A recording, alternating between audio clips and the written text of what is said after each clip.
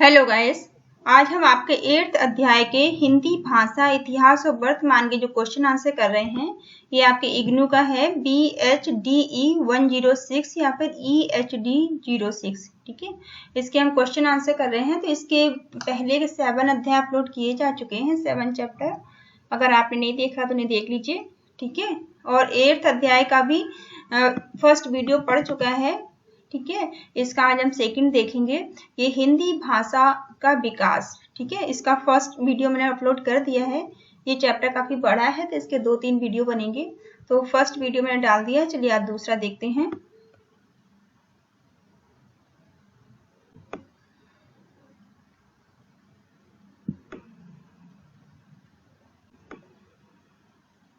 ठीक है, आज हम इसका सेकंड क्वेश्चन देखेंगे। फर्स्ट क्वेश्चन काफी बड़ा था, तो सेकंड क्वेश्चन में इसका है खड़ी बोली के उद्भव और विकास पर प्रकाश डालिए। ठीक है, ये खड़ी बोली के बारे में इससे पूछा गया। अगर आपसे खड़ी बोली के रिलेटेड कोई क्वेश्चन आता है तो आप इसका आंसर यही बार लिखेंगे आप। ठीक है, आधुनिक काल के आरंभ से ही खड़ी बोली का विकास शुरू होता है। ठीक है, आधुनिक काल का जब स्टार्टिंग होता है तब से ही खड़ी बोली स्टार्ट हो जाती है। तो आधुनिक काल के आरंभ से ही खड़ी बोली का विकास शुरू हो जाता है, परंतु खड़ी बोली में बोलचाल तथा साहित्य लिखने की परंपरा काफी पुरानी है।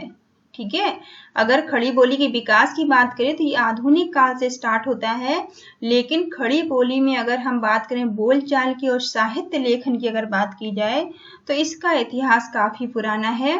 ठीक है, ये 19वीं शताब्दी की देन नहीं है। ठीक है, ऐसा नहीं है कि ये केवल 19वीं शताब्दी की देन है।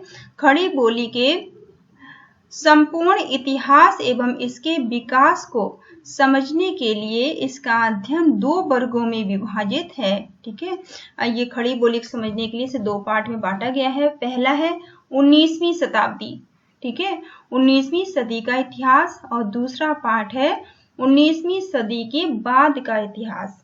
ठीक है, इसे 2 पार्ट में डिवाइड किया गया है। फर्स्ट है 19वीं सदी का पूर्वार्ध।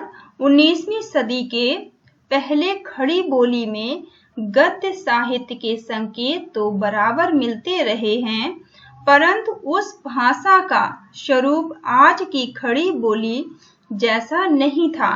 ठीक है, खड़ी बोली में पहले से साहित्य तो मिलते रहे हैं। ठीक है, 19वीं सदी के पहले भी खड़ी बोली में गद्य साहित्य मिलते रहे हैं, लेकिन इसका जो स्वरूप है वो आज जैसा नहीं था। ठीक है, तो हम लिख सकते हैं कि 19वीं शताब्दी के पहले खड़ी बोली में गद्य साहित्य के संकेत तो बराबर मिलते रहे हैं, परंतु उस भाषा का स्वरूप आज की खड़ी बोली जैसा नहीं था। 11वीं सदी के काव्य ग्रंथ राउलवेल में खड़ी बोली का प्राचीनतम रूप दिखाई देता है। ठीक है, 11वीं शताब्दी का जो काव्य है राउलवेल, इसमें खड़ी बोली का सबसे पुराना रूप देखा गया है। यह भाषा का वही रूप है जो दिल्ली, मेरठ तथा पंजाब के आसपास बोली जाती थी। ठीक है, ये भाषा का कौन सा रूप है? ये भाषा का वही रूप है जो कि दिल्ली, मेरठ और पंजाब के आसपास बोली जाती थी। गोरखवाणी, ठीक है, गोरखवाणी तथा नाथ सिद्धों की वाणियों में जगह जगह खड़ी बोली रूपों के संकेत प्राप्त होते हैं। स्वामी प्राणनाथ जी की गद्य रचना शेख मीरा जी का किस्सा में हिंदू मुस्लिम समस्याओं पर विचार किया गया है।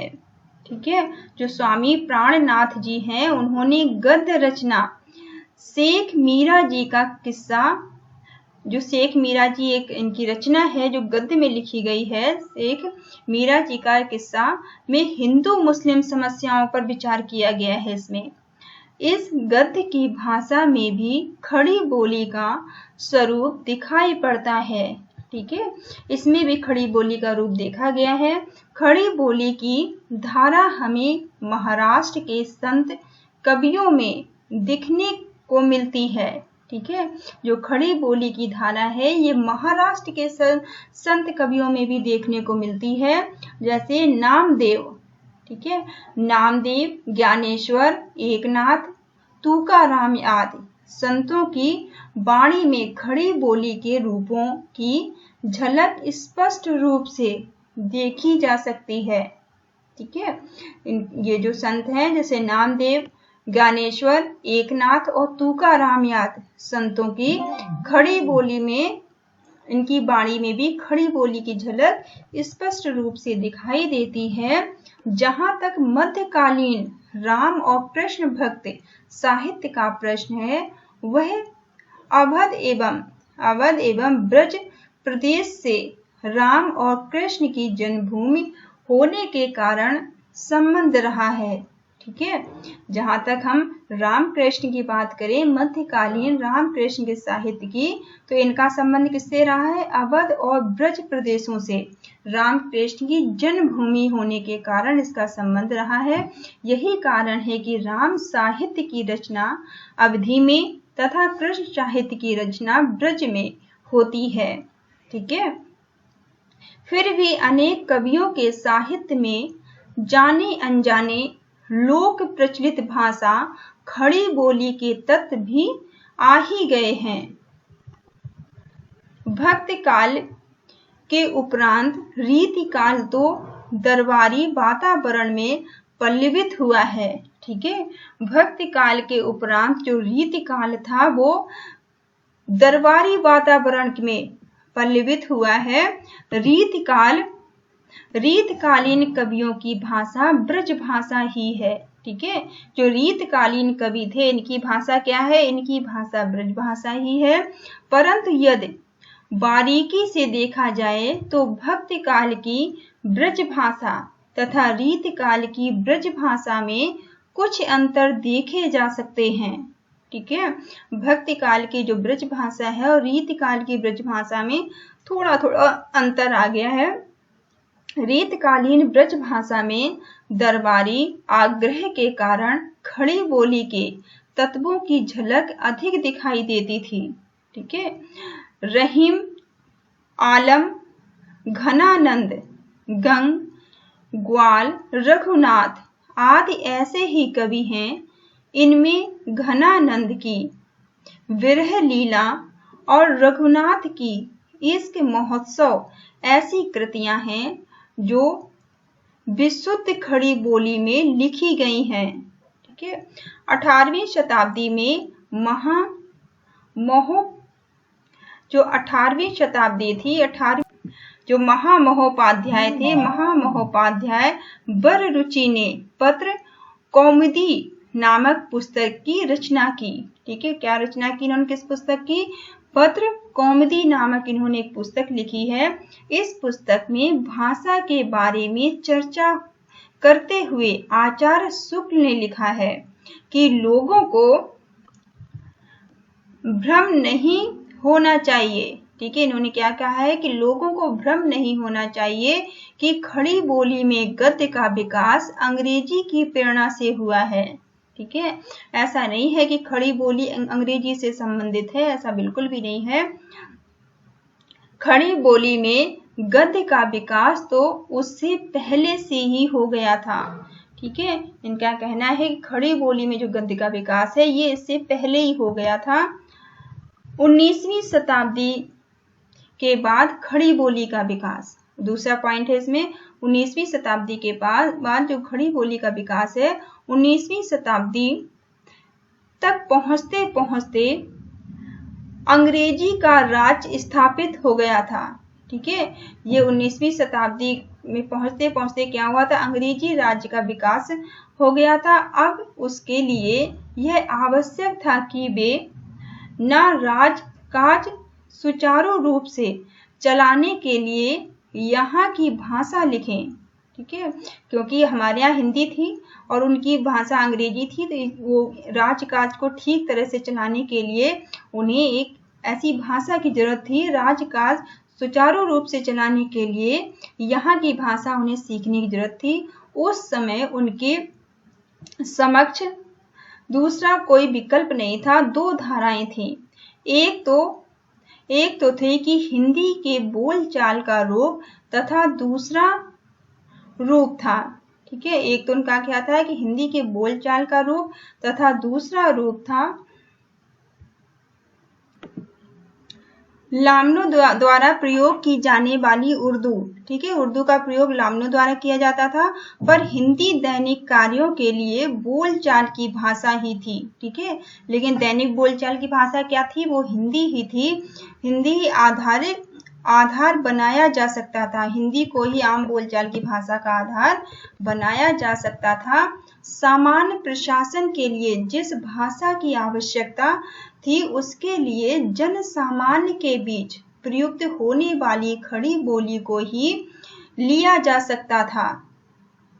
इस प्रकार खड़ी बोली हिंदी को स्वीकृत मिली और धीरे धीरे इसका विकास हुआ। ठीक है, इसीलिए क्योंकि जन सामान्य की जो बोलचाल की भाषा थी वो खड़ी बोली ही थी, इसलिए खड़ी बोली को स्थान मिला और खड़ी बोली को ही बोलचाल की भाषा के रूप में स्वीकार कर लिया गया। एक कारण यह भी था कि बंगाल में ईस्ट इंडिया कंपनी का जन सामंतों से पहले संपर्क हुआ।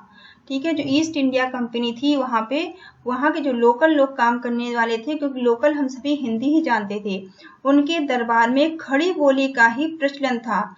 उनके दरबार में भी खड़ी बोली का ही प्रचलन था। साथ ही इधर उधर सरकार ने अपनी सुविधाओं के लिए जो मुद्रण यात्रा स्थापित किए। ठीक है, सरकार ने अपनी सुविधाओं के लिए जो मुद्रण यात्राएं शुरू की थी, यंत्र शुरू किए थे, यंत्रों की स्थापना की थी, तो खड़ी बोली और प्रेस संबंधी स्थापित हो गए। तो इसमें भी खड़ी बोली का उपयोग होता था। 19वीं सदी के आरंभ होते होते, ठीक है, 19वीं सदी के स्टार्टिंग में खड़ी बोली में अंग्रेजी से अनुदित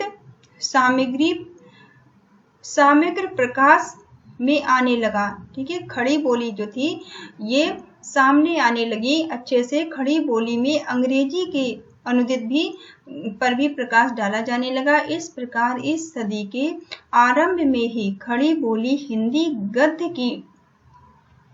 के रूप में उभरकर सामने आई। ठीक है, ये साइड में थोड़ा पीडीएफ में कटा हुआ है तो आप समझ लीजिए इसे। लेकिन अभी भी खड़ी बोली का व्यवस्थित ढंग से विकास आरंभ नहीं हो पाया था। लेकिन यहाँ भी अभी भी खड़ी बोली का आरंभ ठीक से नहीं हो पाया था, व्यवस्थित ढंग से नहीं हुआ था। यह कोलकाता में फोर्ट विलियम कॉलेज की स्थापना के बाद, क्योंकि खड़ी बोली की ही वजह से उसके ही प्रचार प्रसार के लिए कोलकाता का जो फोर्ट विलियम कॉलेज था इसकी स्थापना की गई थी। वस्तुतः फोर्ट विलियम कॉलेज की स्थापना के पीछे भी अंग्रेजी का अपना हित था। ठीक है, यहाँ भी जो अंग्रेज थे उन्होंने अपने हित के लिए ही इसकी स्थापना में उन्होंने किस लिए की थी कि अंग्रेजों का इसमें भी अपना हित था। लॉर्ड विलेजली थे, अंग्रेज अफसरों को इसकी शिक्षा दिलाना चाहते थे। वो चाहते थे कि जो अंग्रेज शिक्षक हैं, जो अंग्रेज हैं, वो उनको थोड़ी बहुत हिंदी आने लगे ताकि वो यहाँ की चीज़ों को समझने लग जाएं। इसके लिए जॉन गिलक्राइस्ट की अध्यक्षता में ओरिएंटल नामक एक नगरी की स्थापना की गई। ठीक है, एक संस्था बनाई गई और आगे चलकर यही संस्था फोर्ट विलियम कॉलेज के नाम से जानी गई। फोर्ट विलियम के नाम से इसी संस्था को जाना गया। गिलक्राइस्ट की अपनी मान्यता थी, जो गिलक्राइस्ट थे इनकी अपनी मान्यता थी कि हिंदुस्तानी की 3 शाखाएं, इनको 3 रूप में इन्होंने इसे डिवाइड किया। जैसे दरबारी फारसी, जो हिंदुस्तानी थे उन्हें 3 रूप में इन्होंने बांटा। पहला था इनका दरबारी फारसी, हिंदुस्तानी शैली या उर्दू। ठीक है, हिंदुस्तानी शैली या उर्दू। नेक्स्ट हिंदी या गंवारू शैली। ठीक है, इस तरह से इन्होंने 3 पार्ट में इन्होंने इसे डिवाइड किया। गिलक्राइस्ट ने इन तीनों शैलियों में से दूसरी शैली थी हिंदुस्तानी शैली या उर्दू, अर्थात उर्दू को महत्व दिया था। इन्होंने उर्दू को महत्व दिया। उन्होंने जिसे जिसे उन्होंने कहा था वह खड़ी बोली का ही रूप है। इसे इन्होंने खड़ी बोली का ही रूप माना है। ठीक है, खड़ी बोली गद्य के विकास को चार महानुभावों, चार जो खड़ी बोली के गद्य के विकास के लिए चार महानुभाव थे, उन्होंने लल्लू जी लाल, इसमें कौन कौन थे? लल्लू जी लाल जो खड़ी बोली का विकास के लिए जो बात कर रहे थे, लल्लू लाल जी थे, सदल और सदल मिश्र थे, और ये मक्खालाल तथा ईशा अल्लाह खां, और ईशा अल्लाह खां पर्याप्त सहयोग प्राप्त हुआ। इन्होंने सहयोग किया था खड़ी बोली में। खड़ी बोली गद्य के विकास में ईसाई पादरियों का योगदान। ठीक है, अब खड़ी बोली में किस तरह से ईसाई पादरियों ने भी अपना योगदान दिया है। कंपनी सरकार की छाया में ईसाई धर्म प्रचारक पादरियों ने खड़ी बोली के विकास में पर्याप्त मदद की है। इन्होंने भी खड़ी बोली के विकास में इन्होंने पर्याप्त मदद की है। इन ईसाइयों मिशनरियों का उद्देश्य अपने धर्म का प्रचार प्रसार था। इनका भी उद्देश्य ये नहीं था कि ये खड़ी बोली को कुछ करें, इनका ये अपने स्वार्थ के कारण इसमें सहयोग कर रहे थे। ये भी चाहते थे कि इनके धर्म का प्रचार प्रसार हो, और उसके लिए उन्होंने धार्मिक पुस्तकों के अनुवाद, जो धार्मिक पुस्तकें थी उनके अनुवाद प्रकाशित किए। ठीक है, उनके अनुवाद प्रकाशित किए। और 1801 में विलियम केरे ने सबसे पहले टेस्टामेंट का अनुवाद प्रकाशित किया। सबसे पहले टेस्टामेंट का जो प्रकाशन था उसने किया था, विलियम केरे ने किया था। आगे चलकर सेंट मैथ्यू तथा सेंट जॉन की देखभाल में भी इन अनुवादों पर प्रकाशित कराए गए। इन अनुवादों को प्रकाशित कराया गया। 1854 ईसा में हिस्ट्री ऑफ बाइबल, ठीक है, 1854 में हिस्ट्री ऑफ बाइबल का अनुवाद हुआ। इस प्रकार इन ईसाई मिशनरियों ने अनेक छोटी बड़ी पुस्तकों का बड़ी बोली में प्रकाशन कराकर खड़ी बोली के विकास में महत्वपूर्ण योगदान दिया। ठीक है, इस तरह से इन्होंने भी खड़ी बोली में महत्वपूर्ण अपना योगदान दिया है। पुस्तकों के प्रकाशन के अलावा और इन्होंने क्या क्या काम किए हैं? पुस्तकों के प्रकाशन के अलावा इन लोगों ने शिक्षा के लिए स्कूल कॉलेज खुलवाए। ठीक है, इन लोगों ने स्कूल कॉलेज भी खुलवाए थे शिक्षा के लिए। जब इन शिक्षा संस्थाओं में पद के लिए पुस्तकों की आवश्यकताएं हुई तो विभिन्न विषयों जैसे इतिहास, भूगोल, समाजशास्त्र आदि की पुस्तकें तैयार कराई गई। ठीक है, इस तरह की पुस्तकें भी तैयार कराएंगी इस टाइम में। पुस्तक, पत्रिकाएं और खड़ी बोली का विकास। अब पुस्तक, पत्रिकाएं और खड़ी बोली का विकास में 19वीं सदी पर पूर्ववर्ण महत्वपूर्ण है क्योंकि इस युग में हिंदी पत्रकारिता का जन्म हुआ। क्योंकि इसी टाइम में 19वीं सदी में ही हिंदी जो पत्रकारिता का भी जन्म हुआ था, जिसमें हिंदी के विकास को दुगनी तेजी से इसे गति प्राप्त हुई। ठीक है, तेजी से इसको गति मिली। कोलकाता निवासी पंडित युगल किशोर ने हिंदी पत्रकार कला का जन्म माना जाता है। ठीक है, जो पंडित युगल किशोर थे, किशोर कोई हिंदी पत्रकारिता की कला विकास का इनको जन्मदाता भी माना जाता है। इन्होंने अपने परिश्रम एवं लगन से 30 मई 1826 को उदय मार्तंड नामक पत्र प्रकाशित किए। ठीक है, उद्दंड मार्तंड नामक जो पत्र था, पत्र को प्रकाशित इन्होंने ही किया था। परंतु दुर्भाग्यवश ग्राहक उपलब्ध न हो पाने के अभाव के कारण, क्योंकि इसको पढ़ने के लिए ग्राहक उपलब्ध नहीं थे, तो 4 दिसंबर 1827 को यह पत्र बंद करना पड़ा। ठीक है, इसके बाद 9 मई 1829 को बंगदूत में, 1864 में प्रजामित्र और 1844 में शिव प्रसाद सितारे हिंद का बनारस अखबार हिंदू के विकास में अपना इन्होंने महत्वपूर्ण योगदान दिया और 1854 में समाचार सुधार वर्ण नामक पंडित भी प्रकाशित हुआ। ये पत्र भी प्रकाशित हुआ था जिसका नाम था 1854 प्रकाशित किया गया था। ठीक है, एक समाचार पत्र था सुधार स्वर्ण जिसका नाम था। ठीक है, तो ये आपका सेकंड क्वेश्चन था। तो थर्ड क्वेश्चन देखते हैं इसका।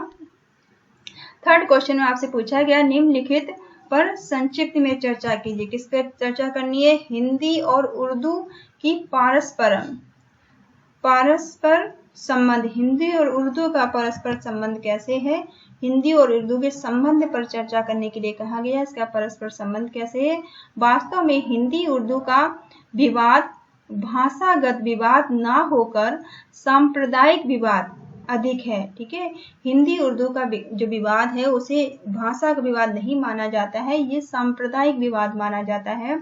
अन्यथा यदि गंभीरता से देखा जाए तो हिंदी और उर्दू एक ही भाषा की दो शैलियां हैं। ठीक है, जो हिंदी और उर्दू है वो एक ही भाषा की दो शैलियां हैं। एक में संस्कृत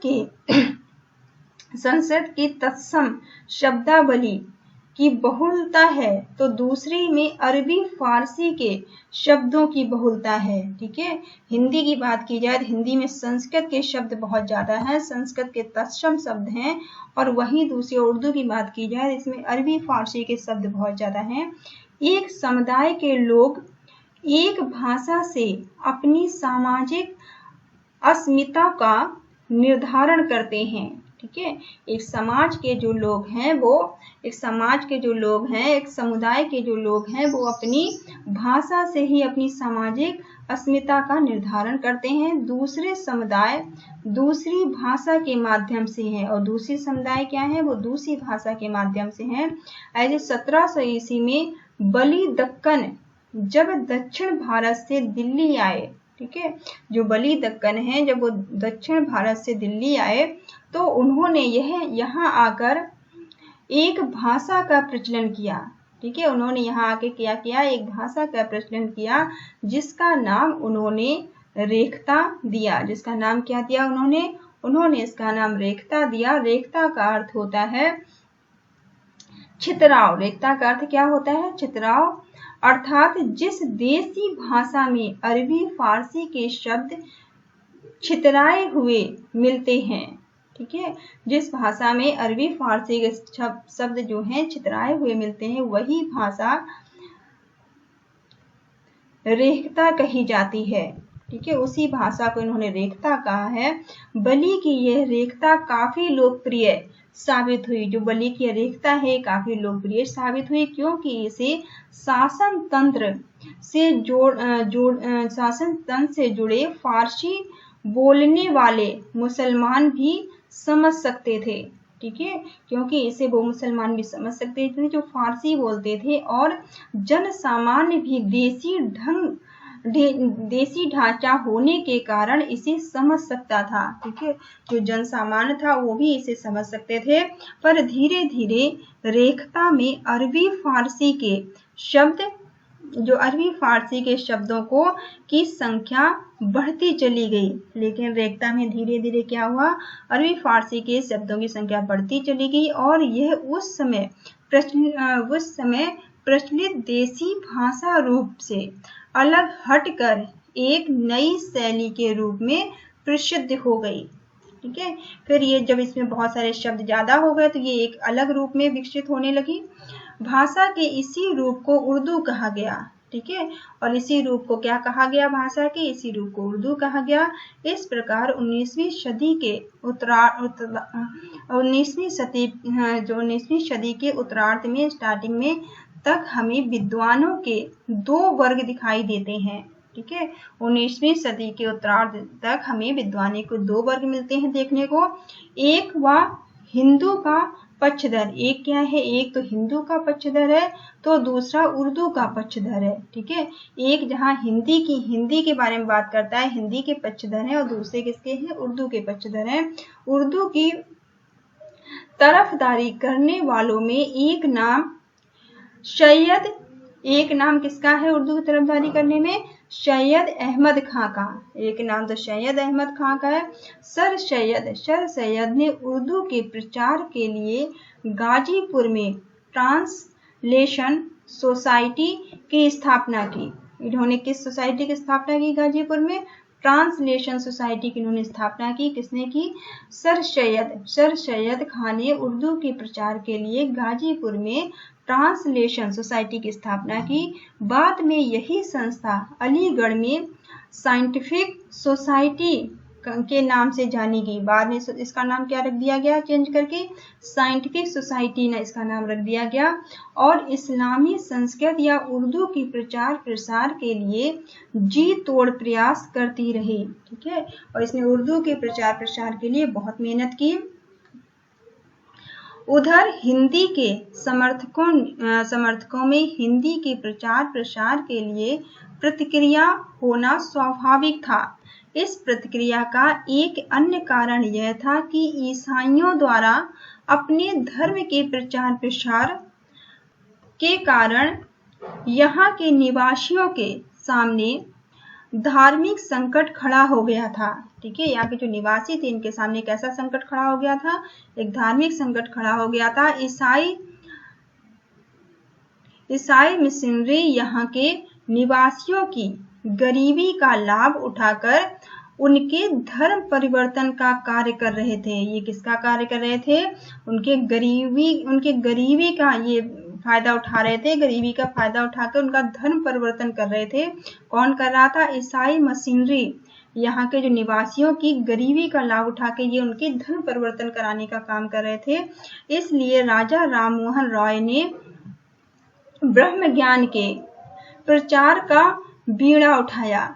ठीक है, इसलिए इन्होंने ब्रह्म ज्ञान के प्रचार का क्या किया? बीड़ा उठाया। उन्होंने वेदांत सूत्रों का हिंदी में अनुवाद प्रकाशित किया। उन्होंने जो वेदांत थे उनका हिंदी में प्रकाशन करना शुरू किया तथा सन 1829 के आसपास ब्रह्म समाज की ओर से बंगदूत नामक पत्र भी हिंदी में निकाला। इन्होंने 1829 में बंगदूत नामक पत्र भी हिंदी में निकाला था। मुगलों के समय से ही भारत में आंदोलन, जो मुगल थे, मुगलों के बारे में आपने सुना होगा। मुगलों के समय से ही भारत में अदालतों की भाषा फारसी चली आ रही थी। ठीक है, मुगलों के टाइम से ही जो भारत में अदालतों की भाषा थी वो कैसी चली आ रही थी? वो फारसी चली आ रही थी।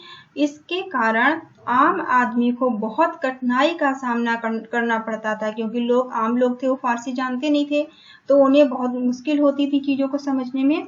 अंग्रेजों ने इस कठिनाई का अनुभव किया और जब अंग्रेज हमारे यहाँ आए, अंग्रेजों का शासन था, उन्होंने इस कठिनाई को समझा और सन 1836 में अदालतों का कार्य देसी भाषा या हिंदी में किया जाने लगा। ठीक है, अब अंग्रेजों ने इसे चेंज करके फारसी को अदालतों का हिंदी में स्टार्ट कर दिया या देसी भाषा में जाने का एक सरकारी आदेश निकाला। ठीक है, इन्होंने एक सरकारी आदेश निकाला कि अब फारसी को हटा के स्थानीय भाषा या हिंदी भाषा का प्रयोग होगा। इस आदेश का मुसलमानों ने कड़ी विरोध किया। ये आदेश मुसलमानों को अच्छा नहीं लगा। मुसलमानों ने बहुत ही कड़ा इसका विरोध भी किया, जिसके फलस्वरूप सरकार को अपना आदेश 1 साल बाद ही वापस लेना पड़ा। फिर क्या हुआ? सरकार को अपना आदेश वापस ले लेना पड़ा। यह वही समय था जब शिक्षा के क्षेत्र में राजा शिव प्रसाद सितारे हिंदी का आगमन होता है। ठीक है, इसी समय हिंदी का आगमन हुआ है। शिक्षा के क्षेत्र में राजा शिव प्रसाद सितारे हिंद का आगमन इसी टाइम में हुआ है। राजा जी हिंदी और नागरी, ये जो राजा जी थे ये हिंदी और नागरी लिपि के समर्थक थे।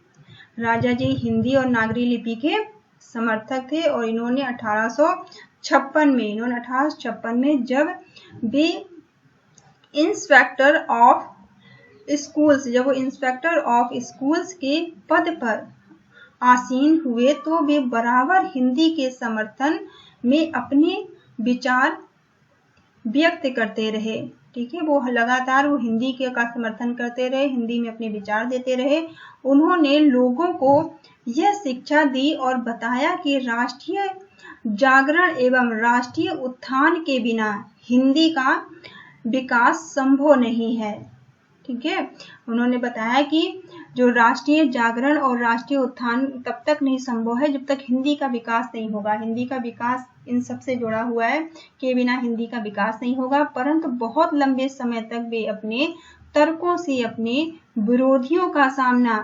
विरोधियों को समझाने का प्रयास करते रहे और उन्होंने स्वयं समझौतावादी मध्य मार्ग अपना लिया। और जब वो नहीं समझा पाए तो उन्होंने खुद ही समझौतावादी मध्य मार्ग अपना लिया।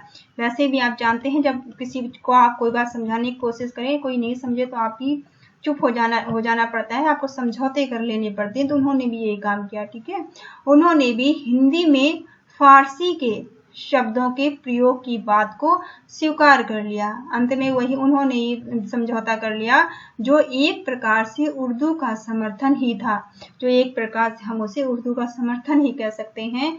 और फिर सितारे हिंद ने स्वयं तथा अपने अन्य अनेक मित्रों को इसी मिली जुली शैली में लिखने के लिए प्रेरित किया। ठीक है, फिर उन्होंने इसी मिली जुली शैली में ही लिखना भी शुरू कर दिया और दूसरों को भी प्रेरित किया इसके लिए।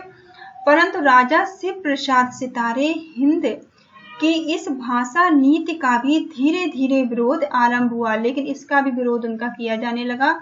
इसको भी लोगों ने नहीं अपनाया। शिक्षा विभाग में उन्हीं दिनों एक सज्जन थे, वीरेश्वर चक्रवर्ती। उसी समय शिक्षा विभाग में एक और लोग थे जिनका नाम सज्जन वीरेश्वर चक्रवर्ती था।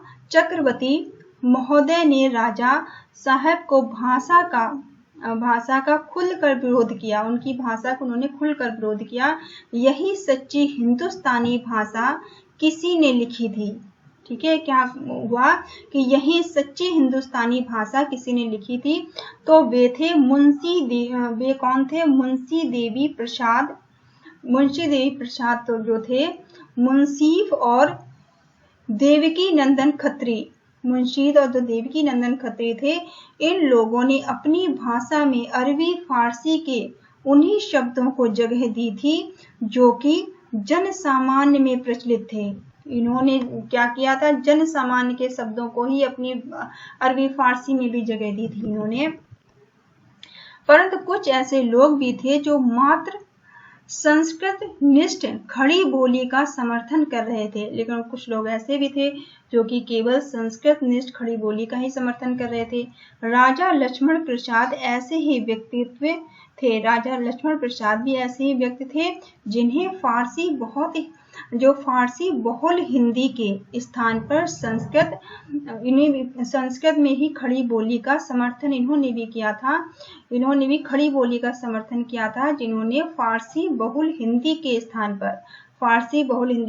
पर इन्होंने भी संस्कृत का ही समर्थन किया था, संस्कृत खड़ी बोली का समर्थन किया था। उन्होंने हिंदी के ऐसे ही रूप में सन 1862 में अभिज्ञान शकुंतलम का अनुवाद किया। उन्होंने 1862 में अभिज्ञान शकुंतलम का भी अनुवाद किया था। अभिज्ञान शकुंतलम कालिदास द्वारा लिखी गई है। तथा प्रजा हितैषी नामक पत्र को निकालकर लोगों प्रजा हितैषी नामक पत्र भी इन्होंने निकाले, लोगों के लिए शुद्ध भाषा लिखने के लिए प्रेरित किया। ठीक है, शुद्ध भाषा उन्होंने लिखने के लिए लोगों को प्रेरित किया। राजा लक्ष्मण सिंह स्वयं भाषा के विशुद्ध रूप में विश्वास रखते थे। ठीक है, जो राजा लक्ष्मण थे वो भाषा के विशुद्ध रूप में विश्वास रखते थे और चाहते थे कि दूसरे लोग भी तत्सम शब्दावली से आतप्रोत शुद्ध हिंदी ही लेखन कार्य करें। वो भी चाहते थे कि लोग शुद्ध हिंदी में लिखें, शुद्ध हिंदी में लेखन कार्य करें। इसके अतिरिक्त खड़ी बोली के समर्थन में उस समय के विभिन्न धार्मिक एवं सामाजिक आंदोलनों ने भी बड़ी प्रभावी भूमिका निभाई। ठीक है, इन लोगों ने भी बड़ी प्रभावी भूमिका निभाई थी। बंगाल में नवीन चंद्र राय एक ऐसे ही नाम था। ठीक है, बंगाल में नवीन चंद्र राय जो था वो भी एक ऐसा ही नाम था। वीर बाबू ब्रह्म समाज के समर्थक थे, और जो वीर बाबू थे वो किसके समर्थक थे? नवीन बाबू। जो नवीन बाबू थे वो किसके हैं? वो ब्रह्म समाज के समर्थक थे। ब्रह्म समाज के विचारों के प्रचार हेतु उन्होंने एक पत्रिका निकाली। ठीक है, उन्होंने एक पत्रिका निकाली थी इसलिए जिसका नाम था ज्ञान प्रदायिनी। कौन सी पत्रिका इन्होंने निकाली थी? ज्ञान प्रदायिनी।